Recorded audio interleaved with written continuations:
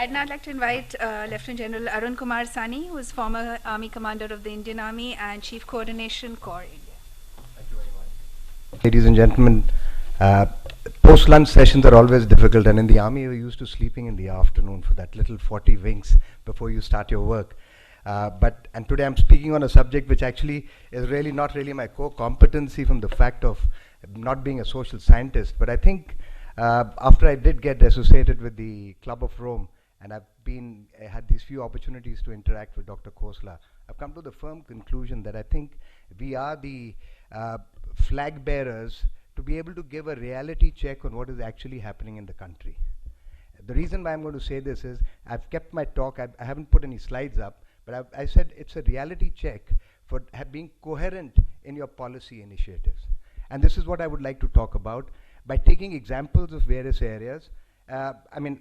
Instead of talking about facts and figures which are available in books by the KGs, but just to start with, what do I mean by a reality check?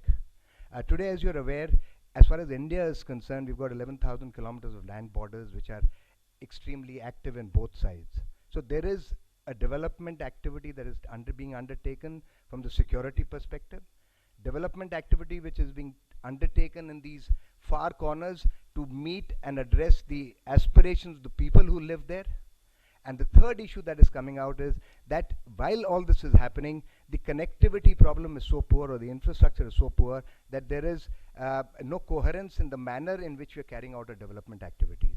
So what is happening in the bargain? You are affecting the existing ecosystem in a very, I would say, in a very haphazard manner, which will have large-term implications.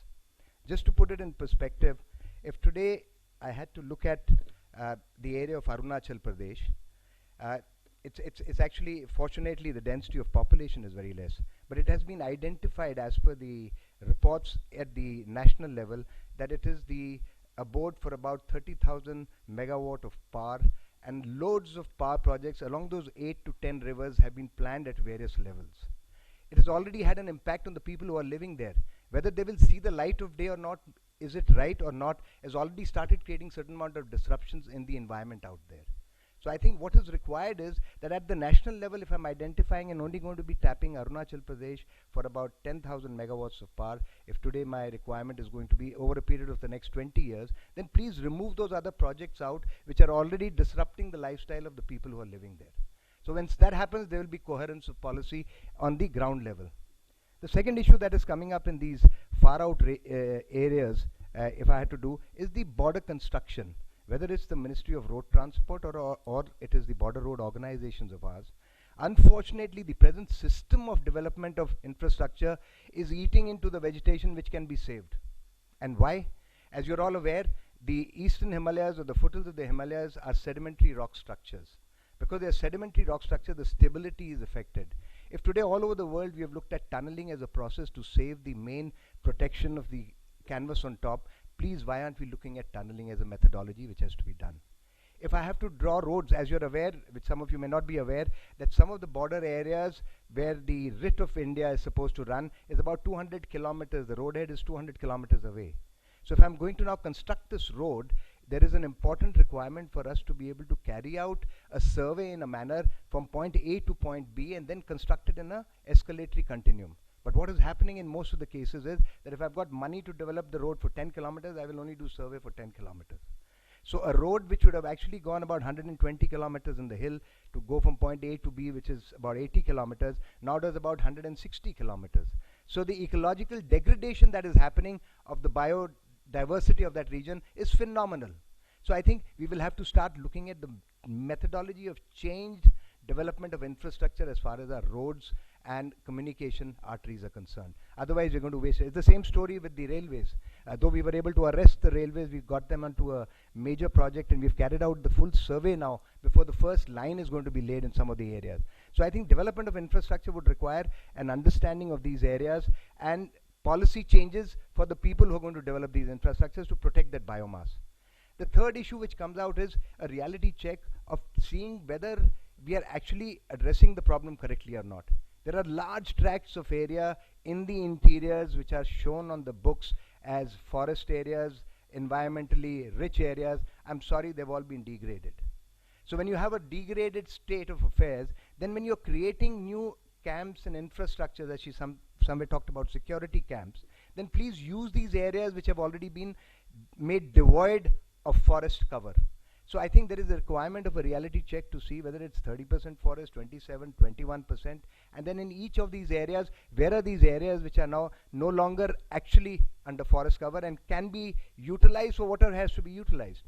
I think the balance in India will have to be there, that today, for a developing country like ours, protect the ecosystem as it exists, which happens to be on the fringes from the central heartland of our country into the interior, whether it's Bihar, Odisha, or you go to the northeast, or you go along the northern borders, or along the northern areas of Uttarakhand, Garhwal, Kumaon, those hills. So I think these areas will have to be looked at to be able to protect, because there is a security requirement, there's a requirement of governance, there's a requirement of connectivity and aspirations of the people. So please have coherence in the manner of how you're going to be able to develop these areas.